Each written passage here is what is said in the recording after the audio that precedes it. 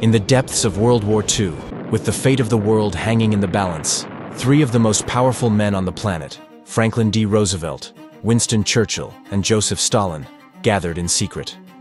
It was 1943, and the Tehran Conference marked the first meeting of the Big Three Allied leaders. Their mission: to decide how to end the war and what the world would look like after.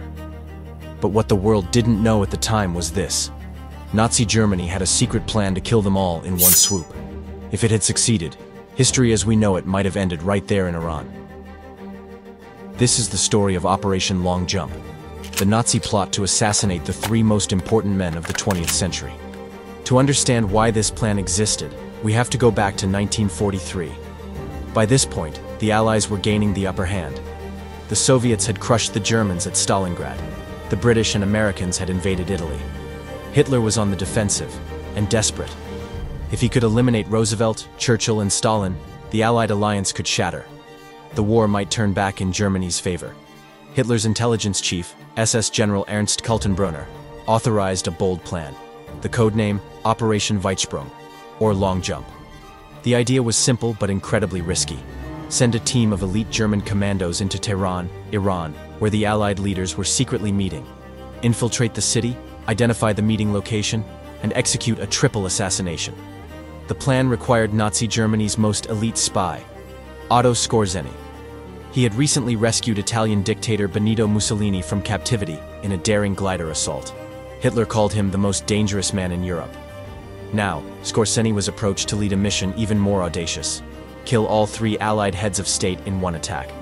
Skorzeny reportedly declined the assignment, not because it was morally wrong, but because it was suicidal. Tehran was crawling with Soviet NKVD agents and Allied security forces. Any infiltration would be nearly impossible. Still, the Nazis moved forward. The plan was to airdrop German agents into Iran using specially modified Junkers aircraft.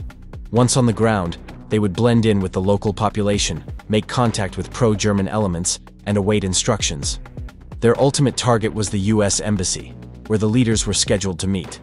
But there was a problem. Soviet intelligence was listening. Soviet spy Nikolai Kuznetsov had infiltrated the German lines under the false identity of Paul Siebert, a Wehrmacht officer. Through clever manipulation, he extracted details about Operation Long Jump from a drunken SS officer. The information was immediately relayed to Moscow, and then to Tehran. The Soviets, led by Lavrenti Beria's NKVD, sprang into action. Soviet agents in Tehran began arresting suspected collaborators. Patrols increased. The city became a trap for any incoming Nazi operatives. One group of German agents, reportedly dropped into Iran in advance of the mission, were arrested just hours after landing. They had radio transmitters and forged documents. The NKVD extracted confessions. The operation was compromised. But Stalin, never one to miss a propaganda opportunity, let the conference continue uninterrupted. He personally informed Roosevelt of the plot, perhaps to demonstrate Soviet intelligence capabilities and to strengthen the Allied bond. Roosevelt, in turn, was spooked. He immediately moved his residence from the American legation to the Soviet embassy, believing it would be safer. The three leaders met and held their discussions over several days, hammering out plans for the D-Day invasion and the post-war division of Germany. Operation Long Jump never went beyond its planning stages. But the fact that it was seriously considered, and very nearly attempted, shook the Allied leadership. Some historians debate just how close the Nazis came to pulling it off. Skeptics argue that the plot was largely a product of Soviet exaggeration, designed to bolster their intelligence credibility.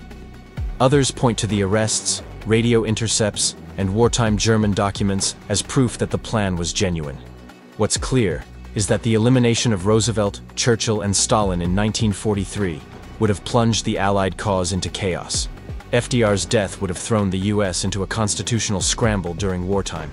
Churchill's absence might have destabilized British leadership at a crucial hour. And Stalin's murder could have triggered a Soviet power vacuum, or even civil unrest.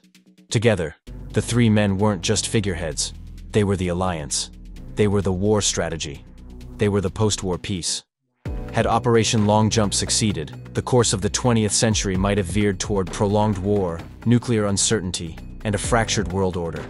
Instead, the Tehran Conference went ahead. The Big Three made critical decisions, and the war continued toward its eventual Allied victory.